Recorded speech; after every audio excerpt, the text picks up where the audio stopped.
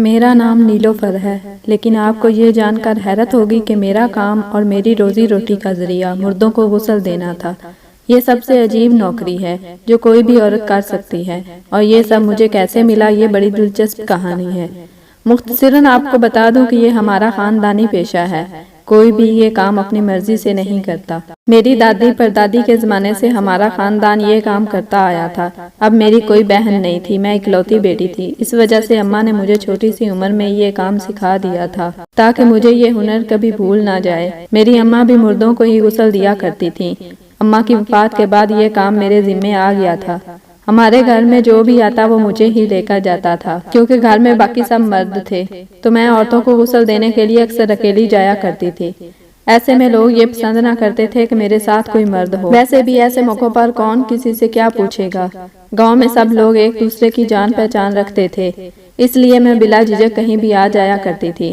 لیکن آج جب کہ میرے گھر میں کوئی بھی نہیں تھا، میں بالکل اکیلی تھی اور رات کا وقت تھا، میرے ابا اور بھائیوں نے کہا کہ وہ زمین کے کسی ضروری کام سے جا رہے ہیں، سو مجھے گھر پر ہی رہنا ہوگا۔ اگر کوئی دستک دے تو میں دروازہ نہ کھولوں، لیکن اب دروازہ زور زور سے بجایا جا رہا تھا۔ میں بڑی پریشان ہوئی، باہر آ کر دیکھا تو ایک آدمی کھڑا تھا۔ میں نے دروازے کی اور سے دیکھ لیا تھا، مگر وہ آدمی بہت خطرناک انداز میں کھڑا دروازہ پیٹ رہا تھا۔ ایسا لگتا تھا کہ وہ بہت جلدی میں ہے۔ میں نے اندر سے ہی آواز دے کر پوچھا، کون ہو اور دروازہ اس طرح سے کیوں بجا رہے ہو؟ خدا کے لیے ہمارے گھر چلو، میری ایک چچا زاد بہن کی وفات ہو گئی ہے، اسے ابھی اور اسی وقت نہلا کر دفنانا ہے۔ اگر تم نہیں آؤ گی تو ہمارے لیے بہت مسئلہ ہو جائے گا۔ اس کی موت پر اگر اس کے بھائیوں کو خبر ہوگی تو وہ اسے زندہ جلا ڈالیں گے، اسے دفن ہونے کا بھی حق نہیں دیں گے۔ یہ بات سن کر میں حیران ہوئی تھی، مگر پھر مجھے اس شخص کی بات عجیب لگ رہی تھی۔ میں نے اسے صاف انکار کر دیا کہ میں رات کے اس پہر مردے کو غسل دینے کہیں نہیں جاؤں گی۔ تب وہ مجھے واسطے منتیں دے کر، خدا کے لیے مان جاؤ، وہ میری چچا زاد بہن ہے، ابھی تک اگر اس کی لاش دفن نہ ہوئی تو اس کے بھائی اس بیچاری کو مرنے کے بعد بھی معاف نہیں کریں گے۔ اب تم مجھ سے جتنے چاہے روپے لے لو، میں تمہیں 50,000 روپے دوں گا۔ 50,000 روپے کی بات سن کر میری تو جیسے آنکھیں جگمگا اٹھی تھیں۔ میں سوچ بھی نہیں سکتی تھی کہ ایک مردے کو غسل دینے کا کوئی مجھے 50,000 بھی دے سکتا ہے، کیونکہ عموماً لوگ 200-300 میں ہی تنخواہ دیتے تھے۔ اگر کوئی بہت امیر ہوتا تو وہ 1,000 روپے دے دیا کرتا تھا، لیکن اس لڑکے نے مجھ سے سیدھا 50,000 کی بات کی تھی، جس نے مجھے حیرت میں ڈال دیا تھا۔ میں فوراً ہی دروازہ کھول کر باہر آ گئی۔ وہ لڑکا چھوٹا سا تھا، اس کی عمر زیادہ نہیں تھی، یہی کوئی 17-18 سال۔ اسے دیکھ کر میں سمجھ گئی کہ وہ اس وقت تکلیف میں ہے۔ میں نے اس سے پیسے تو نہیں لینا تھے، مگر اتنے زیادہ پیسے دیکھ کر مجھے اس لڑکے کی امارات کا اندازہ ہو گیا تھا۔ میں اس کے ساتھ اس کے گھر چل پڑی۔ مجھے بڑی حیرت ہوئی جب وہ جا کر ملکوں کے بڑے سے بنگلے کے آگے رکا۔ کمال ہے، ملکوں کے گھر میں جنازہ ہوا اور ابھی تک کسی کو پتہ نہیں، میں سوچنے لگی۔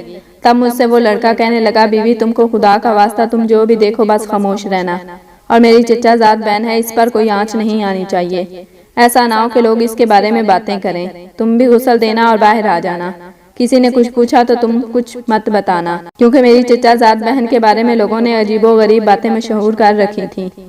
کیا میں نے دلچسپی سے پوچھا، تو اس باتوں کو ابھی جاننے کی کوشش مت کرو، خدا کے لیے جاؤ اور اس لڑکی کو رسوا ہونے سے بچا لو۔ بہرحال اس لڑکے نے کچھ اس طرح سے بات کی کہ میں بھی مجبور ہو گئی۔ میں اس کے ساتھ چل پڑی۔ رستے میں وہ میرا انٹرویو لینے لگا۔ دیکھو، تم کسی کو یہ بات مت بتانا کہ تمہیں غسل کے لیے میں لینے آیا تھا، سب سے یہی کہنا کہ تمہیں اس کی اطلاع ملی ہے، سو تم انسانیت کی خاطر آئی ہو۔ میں نے کہا، ٹھیک ہے، تم نے مجھے بہت ساری رقم دی ہے، تم جو کہو گے میں وہی بات کروں گی۔ یوں کرتے کرتے ہم اس گھر تک پہنچ گئے۔ مجھے یہ دیکھ کر بڑی حیرت ہوئی، ایک بہت ہی زیادہ معزز گھرانہ لگ رہا تھا۔ یہاں کی عورتوں کے کپڑے، زیور اور باقی چیزیں بتا رہی تھی کہ یہ لوگ کافی امیر ہیں، اس لیے لڑکے نے مجھے اچھی خاصی موٹی رقم دی تھی۔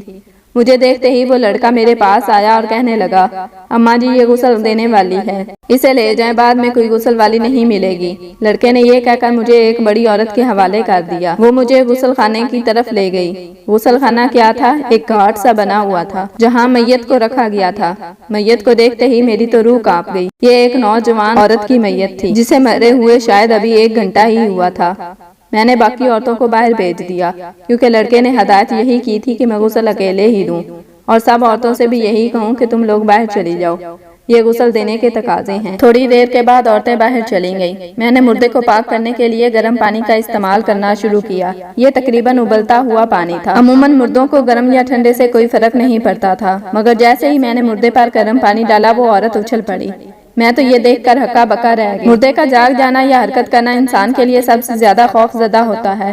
اس کی حرکت کرنے کو میں نے وہم سمجھا، مگر جیسے ہی میں نے دوسری بار اس پر پانی ڈالا تو ایسے لگا جیسے اس نے ہلکی سی چیخ ماری ہو۔ میں نے اوپر کی طرف دیکھا تو وہ عورت جاگ رہی تھی۔ میں یہ دیکھ کر حیران رہ گئی۔ آرام سے کرو خدا کے لیے، مجھے بہت درد ہو رہا ہے۔ میں اس کو زندہ دیکھ کر ہکا بکا رہ گئی۔ میں نے ڈرتے ڈرتے پوچھا کہ یہ میرا وہم ہے یا تم جاگ رہی ہو؟ میری بات سنتے ہی وہ رونے لگی، میں زندہ ہوں، مگر تم یہ بات کسی کو مت بتانا، ان سب کو یہی کہنا کہ میں مر گئی ہوں۔ یہ کہہ کر وہ لڑکی رونے لگی۔ میں نے اس کے آنسو پوچھے اور اسے غسل دینا بند کر دیا۔ میں نے اس کے کان میں سرگوشی کی اور کہا، تم کیوں بلا وجہ قبر میں جا رہی ہو؟ تم جوان لڑکی ہو، اٹھو، ان سب کو بتا دو کہ تم زندہ ہو۔ میری بات سنتے ہی اس نے میرے منہ پر ہاتھ رکھ دیا۔ خدا کے لیے ایسا مت کہو، اگر ان لوگوں کو معلوم ہو گیا کہ میں زندہ ہوں تو مصیبت آ جائے گی۔ بس تمہیں غسل کے لیے بلایا ہے، تم باہر جا کر ان سے کہہ دو میرا غسل ہو گیا ہے، اور ہاں میری اس بات کو امانت رکھنا۔ میں یہ سن کر بہت پریشان ہوئی تھی، میرا دل کھٹا ہو گیا تھا۔ خدا جانے اس عورت کو ایسی بھی کیا مجبوری تھی کہ یہ مردہ بن کر لیٹی ہوئی تھی۔ میں نے اپنے سامان اٹھایا اور باہر آ گئی۔ میرے چہرے پر اداسی اور پسماندگی تھی۔ جی غسل ہو گیا، میں نے اس بڑی عورت سے کہا۔ ٹھیک ہے بیٹی، تم وہاں جاؤ، تمہیں پیسے مل جائیں گے۔ یہ کہہ کر اس عورت نے مجھے دوسری طرف جانے کا کہا۔ میں نے یہ بھی نہ بولا کہ مجھے پہلے ہی 50,000 روپے مل چکے ہیں۔ اگر انہیں یہ سب بتا دیتی تو ظاہر ہے ان کو شک ہو جاتا۔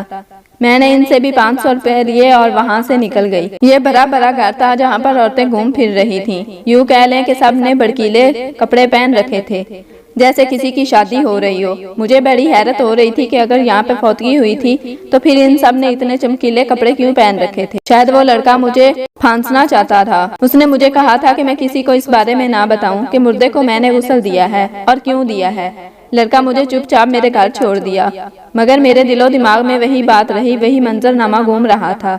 میں نے سوچ لیا کہ میں اس راز کو راز نہیں رہنے دوں گی، میں اس کو جان کر ہی رہوں گی۔ لڑکے نے مجھے سختی سے منع کر رکھا تھا کہ میں کسی کو بھی یہ بات مت بتاؤں، مگر جیسے ہی میں اپنے گھر پہنچی میرا دل بے چین ہونے لگا۔ میرا دل چاہا کہ میں جا کر سارا واقعہ پولیس کو بتا دوں کہ یہ لوگ ایک زندہ لڑکی کو دفن کرنے جا رہے ہیں، مگر پھر سوچا کہیں اس لڑکی کے لیے کوئی مصیبت نہ پیدا ہو جائے۔ میں نے سوچا کہ جیسے ہی یہ لوگ اسے دفنا کر اپنے گھر چلے جائیں گے، میں اسے قبر کھود کر نکالنے کے لیے آ جاؤں گی۔ آخر یہ لوگ اسے زندہ دفن کر ہی رہے ہیں تو پھر اور کچھ نہیں کر پائیں گے، اسے مار نہیں سکیں گے۔ یہ سوچ کر میں مطمئن ہو گئی، اور لڑکا جیسے ہی پیچھے مڑا میں بھی اس کے پیچھے پیچھے چلنے لگی۔ میں نے دیکھا وہ فوراً اپنے گھر گیا تھا۔ میں ایک درخت کی اوٹ میں چھپ کر سارا منظر دیکھنے لگی تھی۔ میں نے سوچ رکھا تھا کہ میں اس لڑکی کو قبر سے ضرور نکالوں گی۔ رات کے 8 بج چکے تھے۔ مجھے ڈر بھی لگ رہا تھا کیونکہ میرے ابا اور بھائی گھر آنے والے تھے، اور میں گھر سے باہر انہیں بغیر اطلاع دیے وہاں پر پہنچ گئی تھی۔ میں اس لڑکی کی مدد کرنا چاہتی تھی۔ میرا دل اور میری نیت صاف تھی، لیکن اچھے دل اور اچھی نیت کو کون دیکھتا ہے؟ اس کے بعد جو میرے ساتھ ہوا وہ سن کر آپ کے بھی رونگٹے کھڑے ہو جائیں گے، اور آپ کبھی بھی کسی کی مدد کرنے کا نہیں سوچیں گے۔ ہوا یوں کہ ان لوگوں نے جنازہ دفنا دیا۔ سب لوگ بڑی عجلت میں واپس چلے گئے۔ اب میں نے سوچا کہ میں اس لڑکی کو فوراً سے قبر سے نکال لوں اور اپنے گھر لے جاؤں۔ گھر لے جا کر اپنے ابا اور بھائیوں کو بتاؤں گی کہ میں نے کتنا بڑا کارنامہ کیا ہے۔ ان لوگوں کے جانے کے فوراً بعد میں درخت کی اور سے نکلی۔ یہ رات کے تقریباً 9:30 بجے کا وقت تھا۔ میں نے دیکھا آس پاس کوئی نہیں تھا۔ میں نے خود کو ہلکے سے گھونگھٹ میں ڈھانپا اور آگے بڑھ کر اس قبر سے مٹی ہٹانے لگی۔ جیسے ہی میں نے 2-3 ہاتھ مارے تھے، کسی نے مجھے گردن سے دبوچ لیا۔ یا خدایا، میری تو جیسے قدموں تلے زمین ہی کھسک گئی تھی۔ میں نے سوچا نہیں تھا کہ رات کے اس پیر بھی مجھے کوئی دیکھ رہا ہوگا۔ میں نے اس شخص کو پیچھے مڑ کر دیکھا نہیں، صرف اس کی آواز سنی۔ میرے کانوں میں آواز ہی پڑ رہی تھی، اچھا تو وہ تو ہے بدماش بدبخت جو ہمارے گھر میں نقب لگائے بیٹھی ہے۔ اس آدمی کی آواز آئی، کون ہے تو؟ سچ سچ بتا دے، اور کیوں آئی ہے؟ کیوں ہماری لڑکی کی قبر کھود کر اسے نکالنا چاہتی ہے؟ وہ آدمی مسلسل گرج رہا تھا۔ میرے تو ہاتھ پاؤں پھول رہے تھے، سمجھ نہ آتا تھا کہ میں کیا کروں، کہاں جاؤں، لوگوں سے کیا بات کہوں۔ میں نے تو صرف اس لڑکی سے سنا تھا کہ مجھے کچھ نہیں بتانا۔ میں نے 50,000 روپے بھی لے رکھے تھے۔ اب میں کیسے یہ سب بتا سکتی ہوں؟ مجھے بالوں سے پکڑنے والا آدمی تھا۔ میں نے اس کی منت کی کہ مجھے چھوڑ دو، تم ساری بات بتاتی ہوں میں تمہیں۔ اس نے مجھے بالوں سے چھوڑ دیا۔ میں نے پیچھے مڑ کر دیکھا، وہ بڑے ہی قد بد والا خطرناک قسم کا آدمی معلوم ہو رہا تھا۔ میں نے اسے دیکھا تو میں بہت ہی حیران ہوئی، پہلی بار اس شخص کو دیکھ رہی تھی۔ سچ بتاؤ لڑکی، تم نے یہاں آنے کی جرت کیسے کی؟ اس آدمی نے دوبارہ پوچھا۔ میں نے اسے صاف صاف بتا دیا، دیکھو میں نے اس مردے کو غسل دیا ہے۔ غسل کے دوران مجھے معلوم ہوا جیسے یہ لڑکی زندہ ہے، اسے زبردستی دفنایا جا رہا ہے۔ اس لیے میرے دل میں خیال پیدا ہوا کہ کہیں یہ لڑکی سکتے میں نہ ہو اور تم لوگوں نے غلطی سے اسے میت سمجھ کر دفنانے کا سوچ لیا۔ سو میں نے تم لوگوں کو بتانے کی بجائے سوچا کہ میں قبر خود کھود کر دیکھ لوں، ایسا ہے یا نہیں؟ واہ رے واہ، تیری چلاکی پہ صدقے جاؤں۔ وہ آدمی ہنس کر بولا، مجھے ابھی پتا چلا ہے کہ تمہیں تمہارے گھر سے لانے والا کوئی اور نہیں بلکہ ہمارا ہی تایا زاد بھائی فراز ہے۔ کیا یہ بات سچ ہے؟ اس نے گرج کر پوچھا۔ یہ سن کر میں خاموش ہو گئی۔ اب میں اسے کیا کہتی کہ میں تو قسم دے کر فراز سے کہہ چکی تھی کہ میں تمہارا نام کسی کے سامنے نہیں لوں گی۔ نہیں جی، میں تو عذرا انسانیت آئی تھی۔ یہ کہہ کر میں نے رونا شروع کر دیا۔ اب تو دیکھ میں تیرے ساتھ کرتا کیا ہوں۔ یہ کہہ کر اس آدمی نے ایک آواز دی اور پیچھے سے 3 لوگ اور نکل آئے۔ ان میں سے ایک ہٹا کٹا آدمی آگے بڑھا اور اس نے مجھے ہاتھوں سے باندھ دیا۔ میرا تو رو رو کر برا حال تھا، مگر یہ لوگ رحم کرنے کے موڈ میں نہیں تھے۔ اب ایک آدمی قبر سے مٹی ہٹانے لگا، میرے سامنے ہی قبر کو کھودا جانے لگا۔ میں ان سے پوچھنے لگی کہ یہ سب کیا کر رہے ہو؟ بولے کہ ہم تمہارا ہی شوق پورا کر دیتے ہیں۔ تم کو مردے کی مدد کرنے کا شوق تھا نا، تم اسے باہر نکالنا چاہتی تھی، ہم ہی دیکھ لیتے ہیں کہ یہ بات سچ ہے یا نہیں۔ اس نے سب کچھ ہٹا دیا، اب صرف وہ 2 سلیں ہی رہ گئی تھی جو قبر کے اوپر دی گئی تھی۔ اگلے ہی لمحے وہ سلیں بھی ہٹا دی گئی، اب قبر پوری طرح کھل چکی تھی۔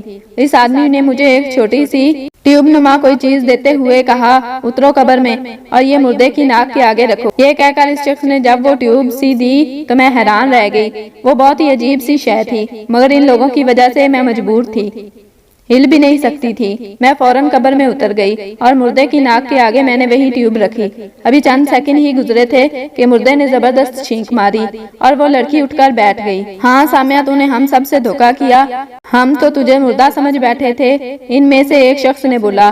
مردے کی طرف سے کوئی آواز نہیں آئی۔ تم مجھے مردہ ہی سمجھو، میں مار گئی ہوں، اس لیے یہاں سے چلے جاؤ، مجھے یہیں تباہ ہونے دو۔ وہ لڑکی رونے لگی۔ ایسا کیسے ہم کر دیں تجھے؟